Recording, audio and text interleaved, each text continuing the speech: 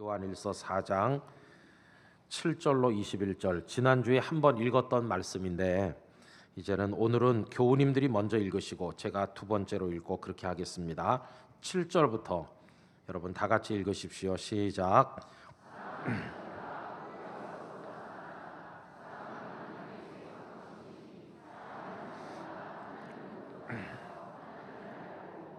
사랑하지 아니하는 자는 하나님을 알지 못하나니 이는 하나님은 사랑이심이라.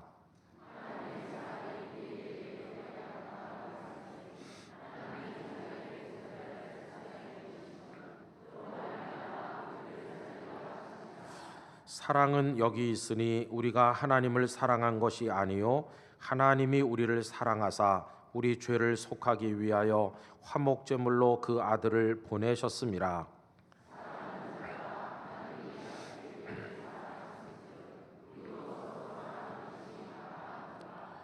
어느 때나 하나님을 본 사람이 없으되 만일 우리가 서로 사랑하면 하나님이 우리 안에 거하시고 그의 사랑이 우리 안에 온전히 이루어지느니라.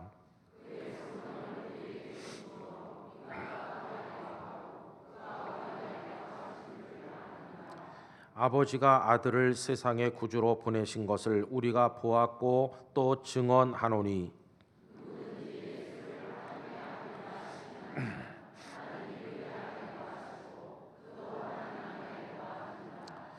하나님이 우리를 사랑하시는 사랑을 우리가 알고 믿었노니 하나님은 사랑이시라. 사랑 안에 거하는 자는 하나님 안에 거하고 하나님도 그의 안에 거하시느니라.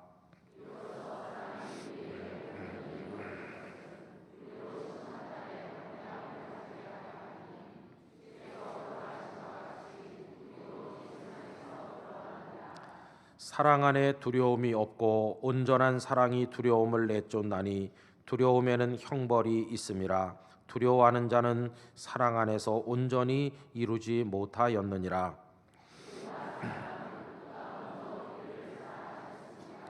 누구든지 하나님을 사랑하노라 하고 그 형제를 미워하면 이는 거짓말하는 자니 보는 바 그 형제를 사랑하지 아니하는 자는 보지 못하는 바 하나님을 사랑할 수 없느니라.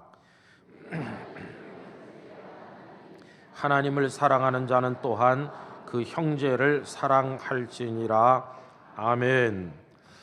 이 말씀이 저와 여러분 모두에게 은혜가 되기를 간절히 기원합니다. 오늘은 우리 교우님들께서 이미 잘 알고 계시는 이야기 하나를 들려드림으로써 이 말씀을 시작하려고 합니다. 여러분 코리 텐봄이라는 분을 아시죠? 이분은 네덜란드 사람이죠.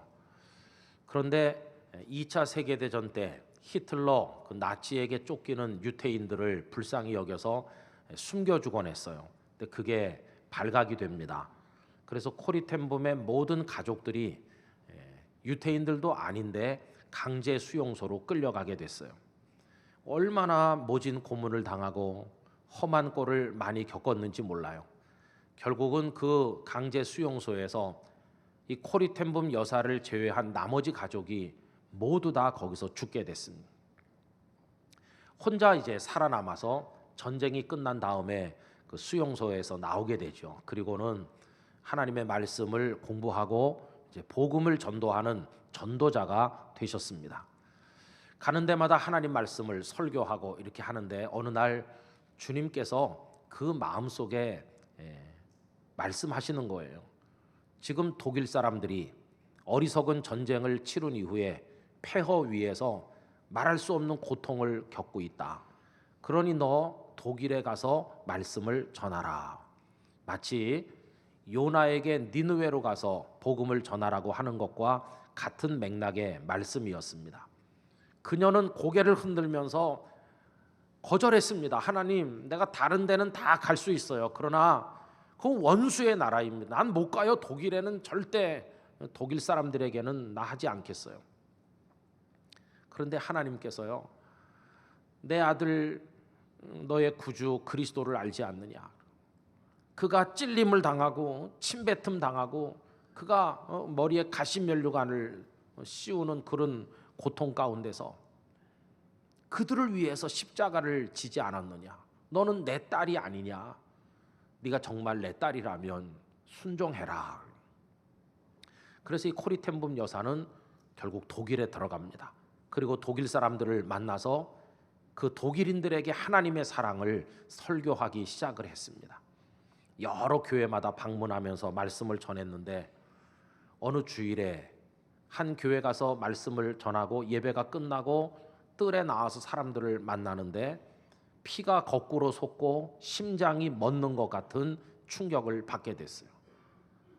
저쪽에서 허름한 외투를 걸친 한 남자가 악수를 하겠다고 다가오는데 그 남자를 보는 순간 모든 게 정지되는 충격을 받았습니다.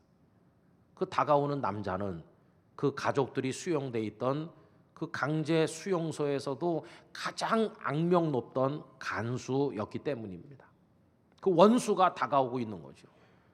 이 사람 얼마나 악랄한지 여인들을 벌거벗겨 눈밭으로 내몰아 죽게 하고 그리고 겁탈하여 죽게 하고 때려서 고문해서 죽게 한 이 코리텐붐의 사촌 언니도 그의 손에 죽었습니다. 원수가 다가오는구나. 이 사람 얼마나 악랄한지요. 사람의 배설물을 떡을 삼고 소변을 마치 포도주인 걸로 삼아서 성찬식을 하라고 하면서 배설물을 먹고 마시게 했던 그런 악랄한 사람이었어요. 그 사람이 다가와서 악수하자고 손을 내미는 거였어요. 하나님, 이게 도대체 뭡니까? 내가 여기 독일에까지는 왔지만 이 원수를 여기서 만나 이 사람하고 내가 악수를 이거 해야 되는 겁니까? 하나님, 너무하세요.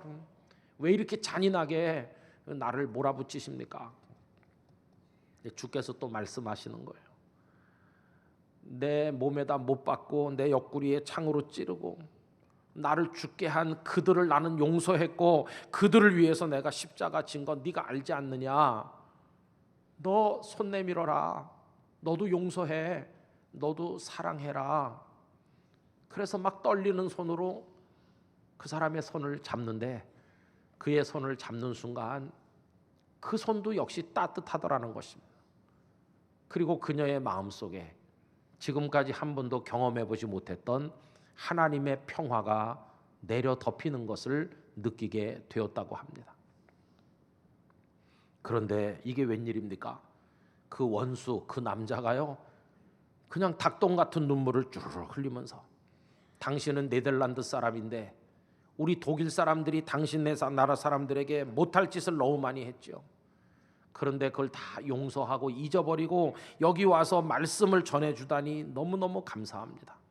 나는 정말 죄가 많은 나쁜 놈입니다. 그런데 나 같은 사람도 하나님의 사랑으로 정말 구원을 받을 수 있나요? 제발 저를 위해서 저도 하나님의 은혜를 입을 수 있도록 제 영혼을 위해서 기도해 주세요. 그래서 이 코리텐붐은 자신의 모든 감정들을 내려놓고 그 불쌍한 영혼을 위해서 눈물로 이 원수도 하나님의 사랑을 받아 구원을 얻게 해달라고 기도를 드렸다는 겁니다. 여러분이 코리텐붐 여사의 이 이야기는요, 전 세계에 널리 알려진 원수를 사랑하는 그 용서의 사랑의 한 모델로 우리의 가슴에 심금을 울리고 있습니다. 우리는 요한일서 4장 말씀을 읽으면서 벌써 오늘까지 3주째 사랑을 주제로 한 이야기들을 나누고 있어요. 여러분, 요즘같이 경쟁이 치열하고 남을 제치지 않으면 살기가 어려운 살벌한 세상에서 사랑이라는 주제는 너무 생뚱맞고 안 어울리는 것 같이 느껴지지는 않으십니까? 아니, 사랑 이야기에 진지하게 귀를 기울일 사람이 이 세상에 몇 명이나 있겠어요? 아니, 목사님, 그래도 세상에 사랑 이야기가 많지 않습니까? 물론 이 세상에 사랑이라 불리는 게 많긴 많죠. 그러나 그 대부분은요, 배우지 않아도 할 수 있고 연습하지 않아도 할 수 있고 저절로 속에서 막 생겨나서 오히려 절제를 못하는 게 더 문제인 그런 사랑은 세상에 많죠.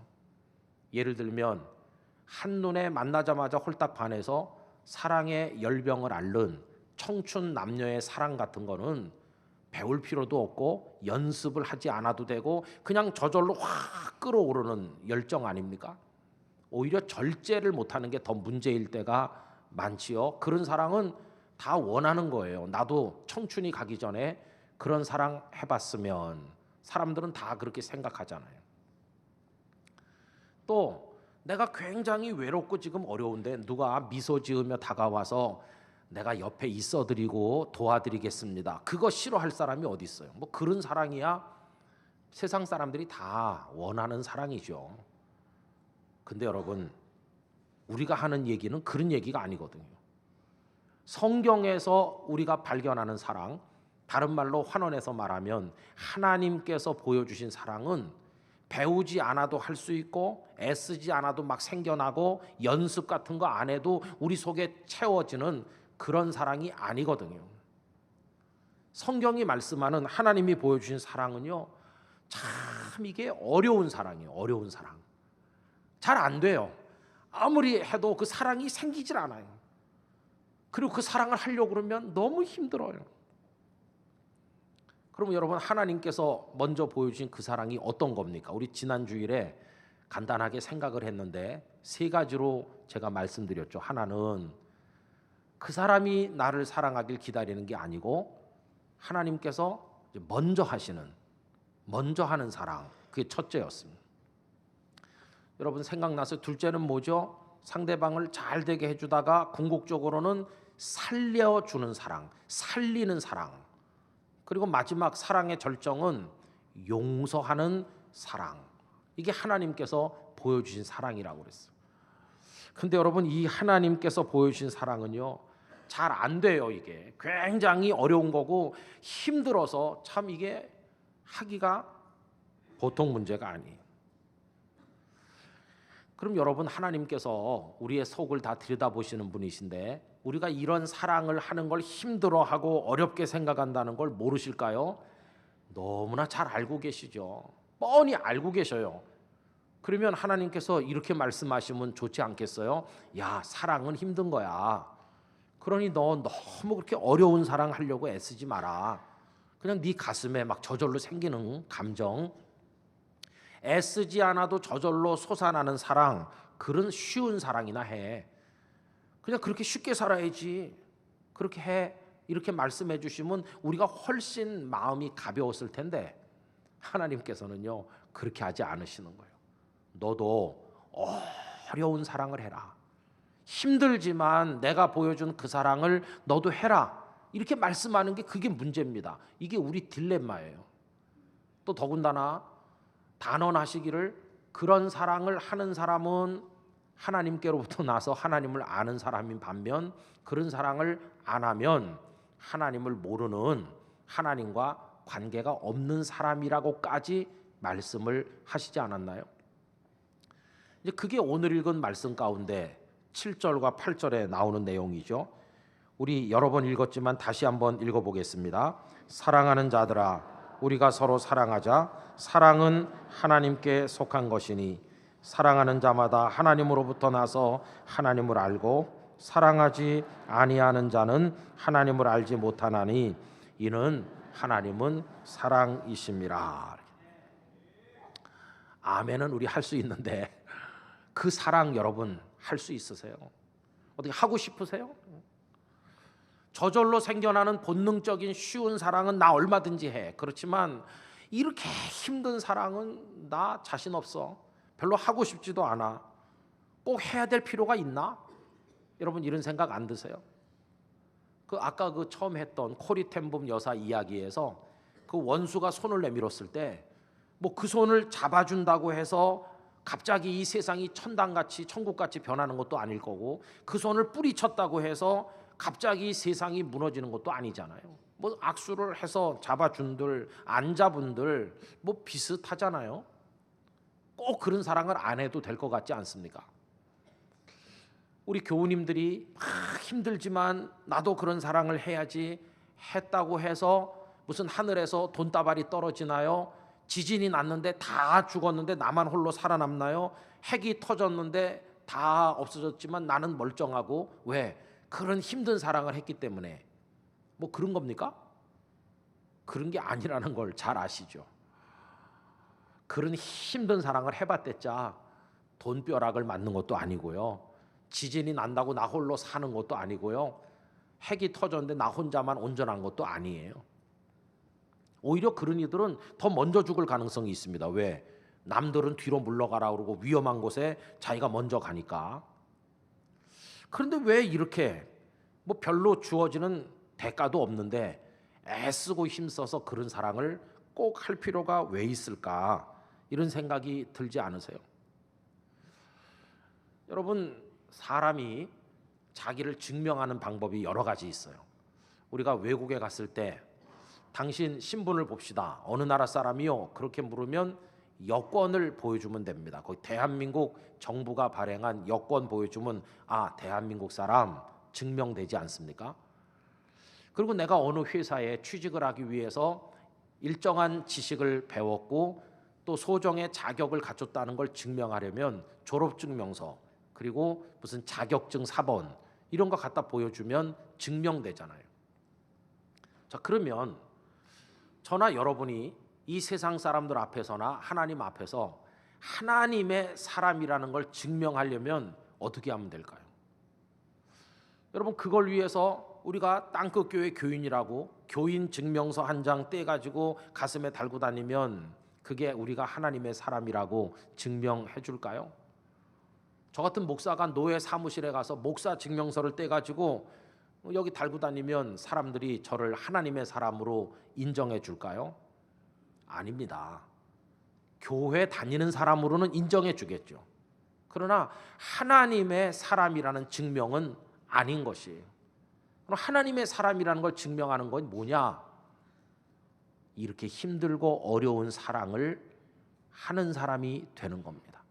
그 사랑이 여러분들과 저를 하나님의 사람으로 증명해 줄 것입니다.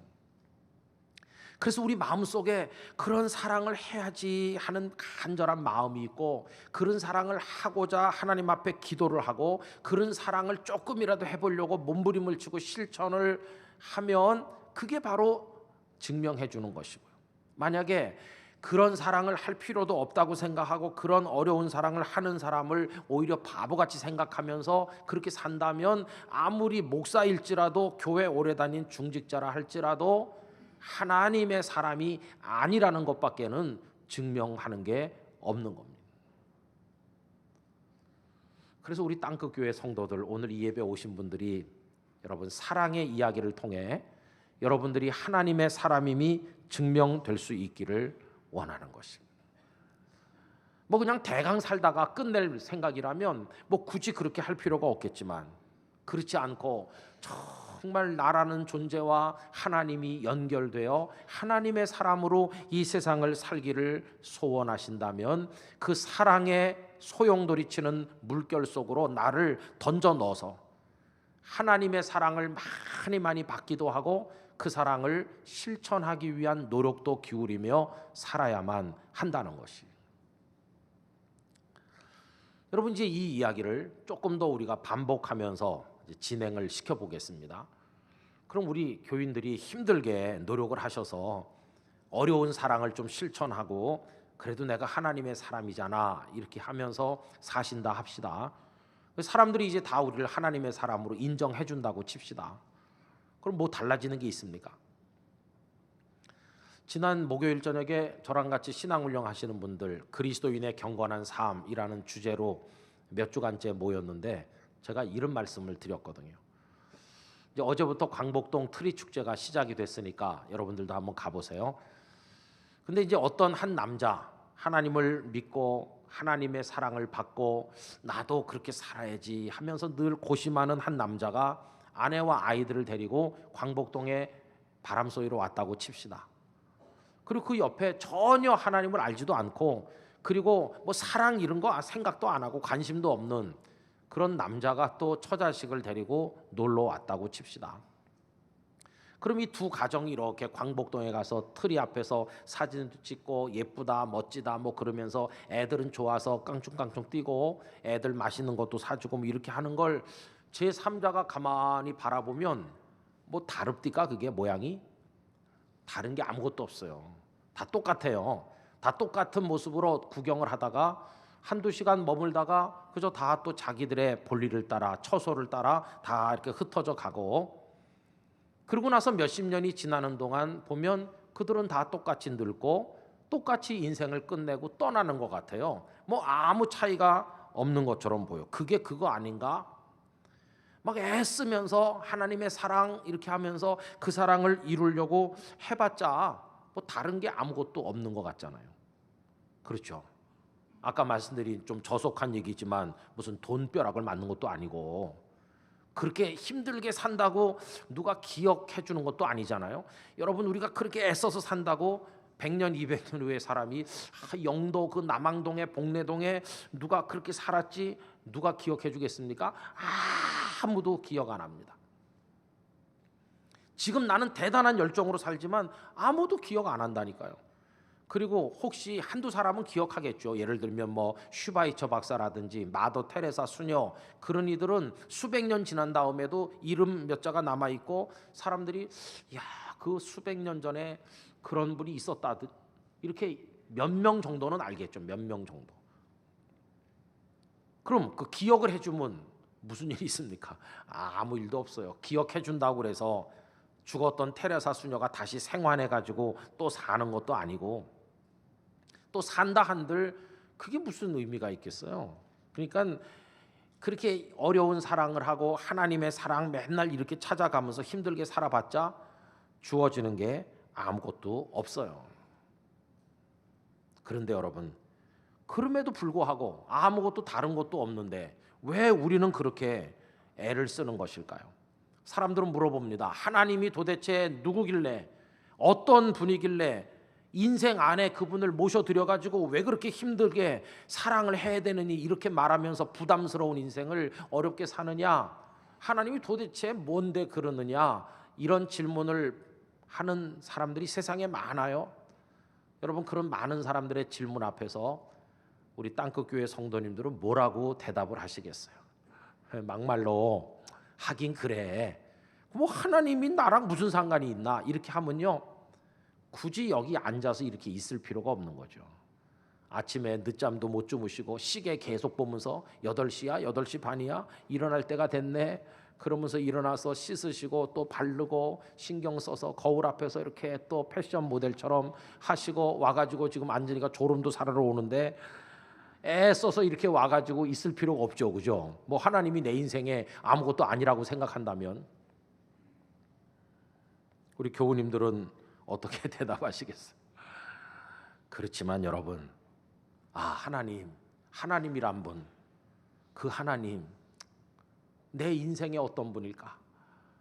나라는 존재가 그 하나님으로부터 왔음을 조금이라도 아는 사람이라면, 그리고 뭐 다른 사람들과 아무 차이도 없는 것 같지만 그래도 내 하루하루의 순간순간이 가치가 있고 의미가 있는 이유는 내가 그분 안에 있기 때문이라는 것을 느끼며 배워가는 사람이라면,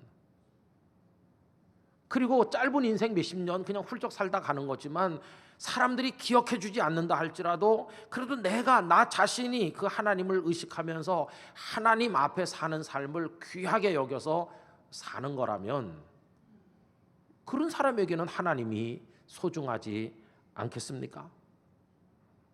여러분, 신앙생활은 바로 그런 겁니다. 그 하나님을 그렇게 생각하면서 그 하나님 앞에서 그분을 의식하며 살아가는 겁니다.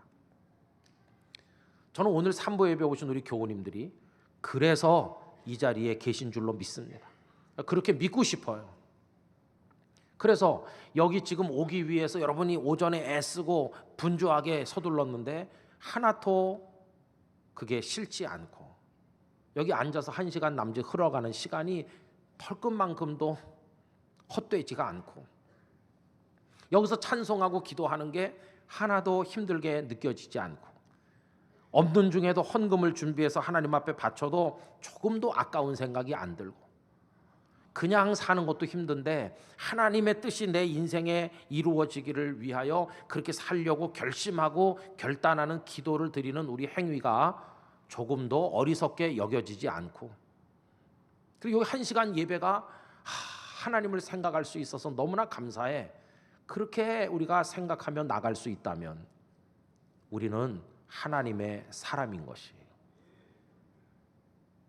그래서 여러분, 우리는 남들과 똑같이 몇십 년을 그저 살다 떠나는 건데 남들이 기억해 주지도 않고 알아주지도 않아도 내가 하나님을 아는 게 신기한 거예요. 어떻게 많은 세상 사람들이 우상을 숭배하고 돈을 신처럼 위하고 쾌락을 따라 살고 그러는데 나는 그런 인생의 뒤를 따르지 않고 내 안에 하나님을 생각하며 살게 됐고 그분이 내 인생 안으로 들어오셨는지 이건 너무너무 신기하다. 그거에 감사하면서 남이 안 알아줘도 괜찮고 내가 살다 떠난 다음에 기억 안 해줘도 상관없고 돈벼락 같은 거 안 맞아도 괜찮고 지진 나서 다 죽을 때 같이 죽어도 상관없고 그저 나는 오늘 이 하루 2016년 11월 27일 오늘 하루 다른 사람이나 그저 뭐 저녁 때 가보면 다 비슷하겠지만 그래도 오늘 내가 하나님을 가슴속에 생각하면서 내가 하나님의 뜻을 묵상하고 하나님의 사랑에 감사하면서 하나님으로 호흡했던 그 사실만으로도 저녁에 이불 속에 들어갈 때는 하나님 감사해요 이럴 수 있다면 그게 축복이 아니겠어요? 남은 모르는 그것이 내 인생의 의미를 주는 것이. 그렇게 하루를 살고 또 하루를 살아서 쇠털같이 많다고 표현하는 인생이 쏙 다 지나가서 뒤를 돌아보면서 하나님 저 뭐 재벌이 된 것도 아니고요. 제가 대통령이 되지도 않았고요. 우리 애가 무슨 서울법대 들어간 것도 아니고요. 뭐 우리 집에 뭐 대단한 건 없었지만 저 그래도 이 삭막한 세상에서 하나님 아버지로 인해서 행복했습니다. 하나님 제 인생 안에 계셔 주셔서 감사하고요. 제가 늘 하나님 생각하면서 기뻐할 수 있게 해주셔서 하나님 감사해요. 하나님으로 인해서 저의 평생이 참 아름다운 인생이었습니다. 이렇게 마무리할 수 있다면 뭐 그거면 되는 거 아니겠어요? 다른 사람들은 이 바보야 너는 하나님 했지만 하나님이 너에게 해준 게 뭐가 있냐 막 이렇게 말할 사람들 많지만 저는 요새 그렇게 살고 있습니다. 남들이 뭐 어떻게 생각하든 날 알아두고 기억하든 그런 데 상관없이 오늘도 내가 하나님의 사람으로 존재하는 그걸 제가 의식하고 그 앞에 살아가는 것만으로 너무너무 감사하고 충분하다. 우리 그렇게 사는 겁니다. 그게 신앙생활 하는 겁니다. 신앙생활은 뭐 시간 되면 그 교회 갔다 왔냐 그게 본질이 아니고 그런 건 다 우리 신앙생활을 위한 하나의 장치고 방법인 것이고 핵심 본질은 내가 어디 있든지 내가 하루를 어떤 날로 맞이하든지 그 하나님의 사랑 안에서 맞이하고 하나님의 사랑 안에 살아가는 거 바로 그겁니다. 저는 이 설교를 준비하면서 기도했어요. 그 하나님이 그 하나님의 존재가 그 하나님의 사랑이 요 예배드리는 한 시간을 통해 우리 교우님들의 영혼 속에 스며들어서 가득해지기를 기도하였어요. 여러분 하나님이 사랑으로 여러분의 심령에 임하게 되시기를 기원합니다. 그래서 하나님께서는 바로 그런 사랑의 사람 속에 오시는 것이 그래서 우리가 그런 사랑을 깨닫고 그런 사랑을 하려고 노력을 하면 야 너랑 나랑 닮았어 그러면서 하나님께서 우리 속으로 쑥 들어오세요. 그래서 우리 안에 거하시는 거예요. 여러분 오늘 본문 12절이 그런 내용이거든요. 하나님을 눈으로 보는 사람이 있습니까? 없습니다. 손으로 만져봤나요? 만져본 사람도 없어요. 그렇지만 그 하나님의 사랑이 우리 안에 있으면요 그게 우리가 하나님의 사람이 되는 거예요. 12절 제가 읽어보겠습니다. 어느 때나 하나님을 본 사람이 없으되 만일 우리가 서로 사랑하면 하나님이 우리 안에 거하시고 그의 사랑이 우리 안에 온전히 이루어지느니라. 할렐루야.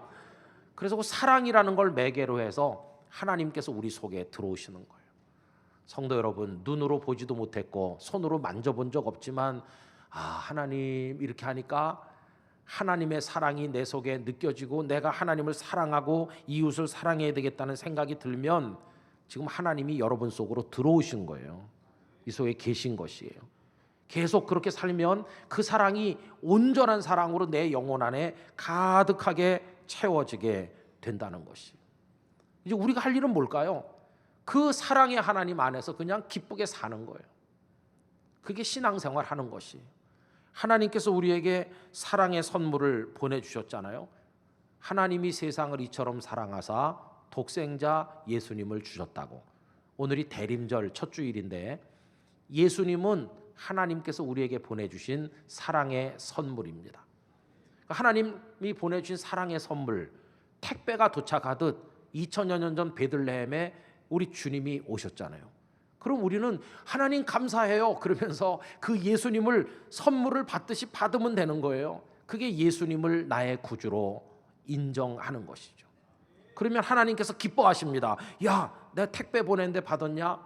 그럼요, 하나님 감사합니다. 이제부터 예수님은 나의 주님이세요. 이렇게 하면 나 너희 집에 들어가듯이 네 영혼 속에 들어가겠다. 이래서 하나님이 우리 안에 오시는 거예요. 여러분, 그 얘기가 오늘 본문 14절 15절인데 다 같이 한번 읽어보도록 하겠습니다. 아버지가 아들을 세상의 구주로 보내신 것을 우리가 보았고 또 증언하노니 누구든지 예수를 하나님의 아들이라 시인하면 하나님이 그의 안에 거하시고 그도 하나님 안에 거하느니라. 할렐루야. 여러분, 이 대림절에 하늘나라 택배처럼 오신 예수님을 여러분들의 주님으로 잘 맞아들이시기를 기원합니다. 그러면서 그냥 기쁘게 사는 거예요. 그 하나님의 사랑 안에서. 하나님은 사랑이시라고 그랬으니까. 이렇게 살면 남들이 볼 때는 똑같은 것 같아요. 저 사람도 하루 세끼 밥 먹고 이 사람도 먹고 뭐 똑같이 광복동에 나와서 트리 축제 구경하고 똑같네. 뭐 2016년 오늘 11월 27일 이 사람이나 우리나 똑같네 그럴지 모르지만 아니요. 똑같은 것 같아도 전혀 다른 가치의 삶을 우리는 하나님의 사람으로 살고 있는 것입니다. 그리고 이게 말이죠, 완전히 다른 결과를 가져와요. 사랑을 전혀 못 받고 사는 애들 마음이 이렇게 꼬부러지고 조금만 잘못하면 변명에 급하고 두려움에 빠져. 왜? 벌을 받을까 봐. 사랑 못 받은 애들은 그래요. 그러나 한없는 아빠 엄마의 사랑을 받은 애들은 두려움이 없어요. 왜? 용서해 주실 걸 아니까. 아빠, 나 또 이거 잘못했는데 용서해 줄 거지? 이렇게 말해요. 마음이 행복해요. 여러분, 우리가 나중에 하나님의 심판대 앞에 갔을 때 우리 많은 죄를 지었지만 이 땅에서 이 하나님의 사랑을 마음껏 누리면요, 심판대 앞에 가도 두려움이 없어요. 왜? 하나님은 사랑이라는 걸 아니까. 여러분, 그런 축복을 받으시길 바랍니다. 그게 오늘 본문 어디 나오느냐? 17절 18절이거든요. 함께 읽어보도록 하겠습니다. 이로써 사랑이 우리에게 온전히 이루어진 것은 우리로 심판날에 담대함을 가지게 하려 함이니 주께서 그러하신과 같이 우리도 이 세상에서 그러하니라. 사랑 안에 두려움이 없고 온전한 사랑이 두려움을 내쫓나니 두려움에는 형벌이 있음이라. 두려워하는 자는 사랑 안에서 온전히 이루지 못하였느니라. 아멘. 사랑을 많이 받는 사람은 두려움이 없어요. 뭐 다 용서해 주실 건데 아버지를 어머니를 신뢰하는 거예요. 우리가 하나님의 사랑 많이 받으면 마지막에 하나님의 심판대 앞에 가서도 하나도 두렵지 않게 될 줄로 믿습니다. 그러면서 하루를 살아도 마음이 기쁘죠. 왜? 하나님의 사랑 받으니까. 그래서 여러분 속에 이 하나님이 나를 사랑하신다고 하는 게 막 강력하게 다가오게 되시기를 우리 주님 이름으로 축복합니다. 하나님의 사랑을 의심하지 말고 마음껏 받아 누리시면 되는 거예요. 하나님의 사랑은 충분한 사랑이에요. 다 아시지만 제가 중학교 3학년 때 얼굴도 돌아가고 몸도 뒤틀리고 병명도 모른 채로 여러 달 동안 고생 많이 했다고 그랬잖아요. 절망이죠, 완전히 절망. 어느 날 밤 잠이 들었는데 뭐가 뜨거운 게 눈에 툭툭 떨어져요. 눈을 살 떴더니 어떤 상황인지 금방 알겠더라고요. 방 안은 캄캄한데 어머니가 제 머리맡에 쪼그리고 앉으셔서 눈물로 기도하는데 눈물이 제 얼굴에 뚝뚝 떨어지는 거예요. 똑같은 기도. 하나님, 차라리 나를 데려가시고 이 애를 고쳐주세요. 나를 데려가시고 우리 아들을 고쳐주세요. 나를 데려가시고 이 아이를 낫게 해주세요. 똑같은 기도를 계속 하는데요, 눈물이 툭툭툭 떨어지는 거예요. 저 그때도 여전히 불편한 몸이었지만 그 순간에 그 어머니의 사랑을 가슴속에 느끼면서 숨 죽이고 자는 척하면서 저는 가슴 속으로 울었는데 아무것도 부러운 게 없더라고요. 그 사랑이 너무 충분한 사랑이니까. 우리 어머니가 이런 사랑으로 나를 사랑하는구나. 충분한 사랑이에요. 더 부러울 게 없더라고요. 여러분, 하나님의 사랑 거기 비하겠어요? 하나님의 사랑 의심하지 마세요. 충분한 사랑이에요. 그냥 받으면 되는 거예요. 그 사랑을. 저는 우리 교우들이 하나님의 사랑을 만끽하며 즐거워하며 충만하게 사시기를 기원합니다. 종교개혁자 루터가 은혜 받기 전에요, 죄 때문에 막 고민하면서 죄책감에 몸부림치니까 그가 소속됐던 어거스틴파 수도원의 원장이던 요한 스타우피츠가 불렀어요. 자네 왜 이러나? 자네 그리스도를 알지? 아, 그럼요. 그리스도의 상처를 알고 있는가? 두 손에 못 박히고 두 발에 못 박힌 상처 알지요? 창에 찔린 옆구리의 그 상처를 아는가? 알지요? 그러면 됐지. 그 독생자 예수님을 보내서 못 박히고 창에 찔려 그 상처가 있는 거를 자네가 안다면 그 그리스도의 몸의 상처보다 더 분명하고 강력한 사랑의 증거가 뭐가 더 필요하나? 그거면 충분한 사랑이지. 하나님의 사랑을 그냥 받게 이렇게 충고해 주었다고 합니다. 여러분, 하나님이 날 사랑하실까? 절대로 의심하지 마세요. 예수 그리스도의 상처면 하나님의 사랑 그걸로 충분히 증명된 거 아니겠어요? 이제 우린 그 사랑을 받아서 기쁨으로 살면서 이제 나도 하나님께서 그 어려운 사랑을 주님을 보내심으로 하셨으니까 나도 이제 그런 사랑을 해봐야지 하면서 기도하고 조금이라도 해보려고 노력할 때 우리는 하나님의 사람임이 증명이 되고 남들과 다를 바가 없는 하루를 사는 것 같아도 내 마음속에 나는 하나님의 사람이야, 할렐루야, 이런 확신 가운데 우리가 살아가게 되는 것이. 바깥 세상이 너무 지금 어지럽고 시끄럽잖아요. 날씨만 추운 게 아니라 마음도 시려오잖아요. 여러분, 이럴 때 하나님의 넓고 큰 사랑의 가슴 안에 안기시기를 바랍니다. 이제 남은 12월 한 달 그 사랑에 감격하면서 하나님의 따뜻한 품 안에서 지나시게 되기를 바랍니다. 올 한 해 동안 슬픈 일 당한 분도 많고 마음 아픈 일도 많이 있으셨고 화도 나고 도무지 나를 주체할 수 없는 그런 일들이 많았다 할지라도 하나님의 사랑의 품 안에서 남은 한 달을 보내실 수 있기를 바랍니다. 그 품 안에 있는 안식, 그 품 안의 평안 여러분들의 것이 되시기를 주님 이름으로 축원합니다. 설교 끝나면 찬송가를 한 장 불러야 되는데 이 오늘 말씀을 가사로 만든 찬양이 있는데요, 전에는 많이 불렀어요. 그런데 언제부터인지 잘 안 부르더라고요. 근데 너무너무 은혜롭고, 그래서 오늘은 우리 부르는 게 아니라 이제 누가 한 분이 나오셔서 부를 거예요.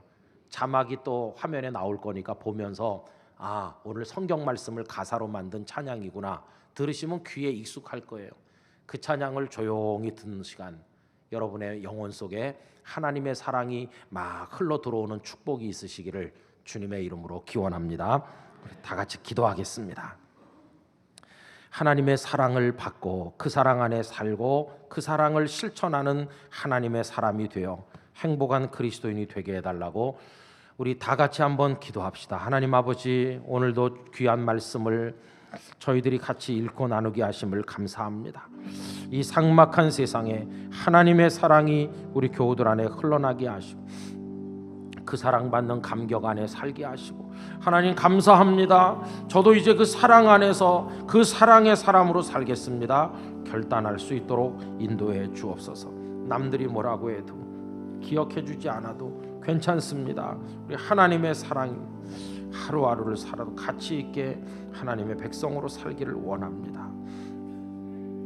아버지 하나님, 다른 이들과 별로 다를 바가 없어 보여도 우리가 재벌이 되고 왕후장상이 되는 게 아닐지라도 하나님을 생각하고 하나님으로부터 왔고 하나님의 사랑받는 사람임을 안다면 매일매일이 가치 있는 인생이 될 줄로 믿습니다.